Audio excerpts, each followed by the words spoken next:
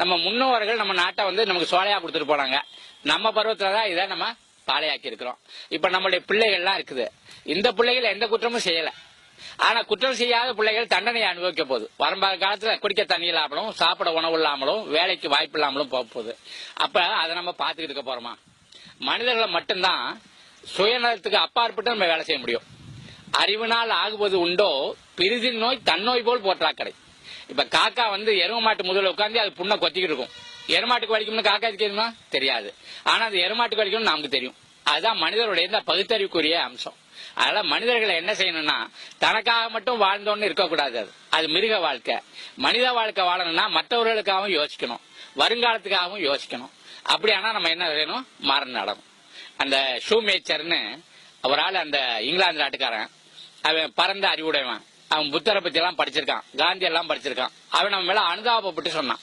என்ன சொன்னா, நீங்க எத்தனை பேர் குழந்தையில இருந்து முதியவர் வரல, ஆளுக்கு 5 மரம் நடணும், 5 வருஷத்துக்கு அதை காப்பாத்திடணும். அப்படியானா 5 வருஷம் கழிச்சு பார்த்தா அவங்க நாட்டுல 500 கோடி மரம் பழம் கொடுத்துக்கிட்டு இருக்கும். எந்த 5 ஆண்டு திட்டத்துக்கும் செலவழிச்சதை விட குறைவா செலவாகும். எந்த 5 ஆண்டு திட்டத்திலையும் விளைந்த பலனை விட கூடுதலா பலன் இருக்கும் அப்படின்னு சொன்னான். அவ்வளவு கூட நம்ம சத்குரு சொல்லல. ஆளுக்கு 2 மரம் சரிதான். எனக்கு ஒரு மரம் நடணும், நானு ஊருக்கு ஒரு மரணும். ஊருக்கு நட்டாலும் அது எனக்கு தான் பயன்பட போகுது, எனக்கு நட்டாலும் எனக்கு தான் பயன்பட போகுது.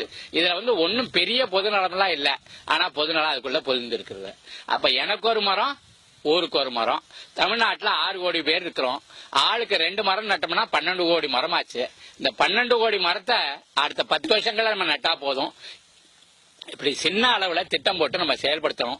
அப்படியானா இந்த தமிழ்நாடு பாலையாகும்னு யாரெல்லாம் கணிச்சிருக்காங்களோ அவருடைய அந்த அறைகோள் இருக்குல்ல, அவருடைய எச்சரிக்கை அதெல்லாம் முறியடிச்சது மாதிரி இருக்கும்.